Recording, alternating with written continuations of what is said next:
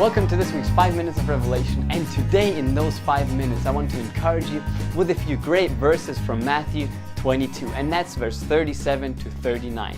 Here God is saying, "You shall love the Lord your God with all your heart, with all your soul, and with all your mind." This is a commandment God is telling you.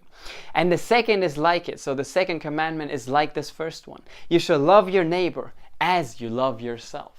Chances are that you've probably heard those verses at some point in your life. But today I want to show you a different side of them and look at them from a different angle. So stay with me, it will bless you greatly, and it will show you a new side of how good and how great God is. See, because many people say, well, I love God and that's all right. I love God, I'm a good Christian. And it's easy to say, well, I love God, but hey, loving my neighbor, or loving my mother-in-law, loving my co-workers, or loving that person that just crossed me on the street and gave me an evil look, well, that's not really my thing. I can love God and that's fine, but loving my neighbor, well, that's something I'm just gonna have to work with. Well, many people are like that.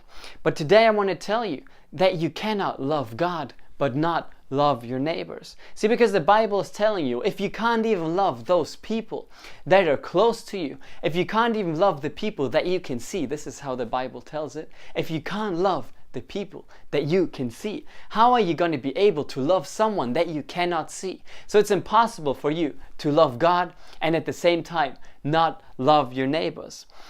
And then other people say, well, my neighbors, I can love those. Those are just the people in church. Those are just my brothers and sisters in church. And well, thank God I don't get to know them that well. Maybe I just see them every Sunday, but if I got to know them better, maybe I'd have an even harder time loving them too. But as it is now, I just see them every now and then and I love them, and that's loving my neighbors, loving my brethren. That's enough. So I love God, I love my neighbors, everything is fine. But who really is your neighbor? When you look in the Bible, you will find out that your neighbor is that person that is next to you, the person that is close to you, the person that needs your help. It doesn't matter if it's a fellow believer. It doesn't matter if it's your sister, if it's your brother, if it's your family. It doesn't matter if it's a stranger on the street that you just crossed. Those are all your neighbors. Those are the people that you come in contact with. Those are the people that are around you. And whatever person you come in contact with, that is your neighbor. That is the person that you are supposed to love.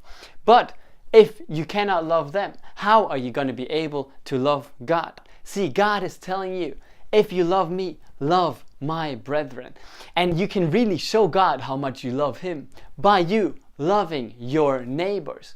See, it's easy to say I love God, but how are you going to show Him? Well, you can by loving your neighbors. But another really, really important thing, and that's what God really put on my heart to tell you today, is that this verse says you shall love your neighbors as yourself. So, first of all, you need to love yourself.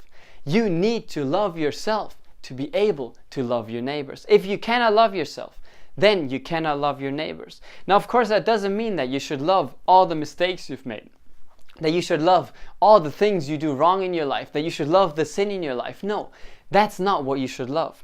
But what you need to realize is that you're not defined by your mistakes the moment you come to God. See, the moment you come to God and receive Him into your life, your mistakes are wiped away. Your errors, your sin is gone. That's not what defines you anymore. What defines you now is what Jesus did for you, and He paid it all. So when God looks at you and you've received Jesus into your life, He sees you through Jesus. So God sees Jesus in you, and then He sees perfection. He sees holiness. He sees perfectness. He sees greatness in you. He sees beauty in every way, because those are all things Jesus is, and Jesus lives inside you.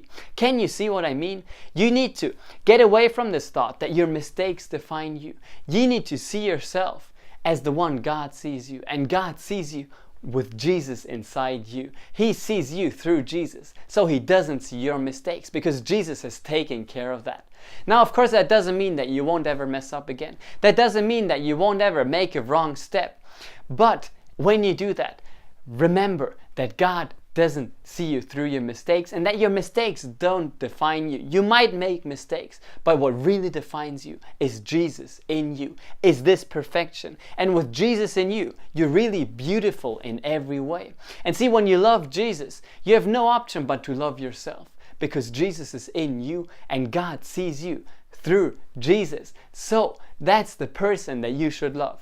Don't love the sin in your life. Don't love the person that messes up and does things wrong, because that's your old person. That's your old self. The moment you receive Jesus into your life, you got born again, you got Jesus inside you. And what defines you now is what Jesus did, what Jesus does, and that's perfection, that's greatness, that's beauty in every way. And that's the person you need to start loving. See, because when you start loving yourself, you can finally love those people around you, and then out of that love towards your neighbors, you can truly show God how much you love Him. And then you see how those verses work together. So first of all, start loving yourself. Start loving the Jesus that is in you, and then start loving yourself, because now you're defined by Him.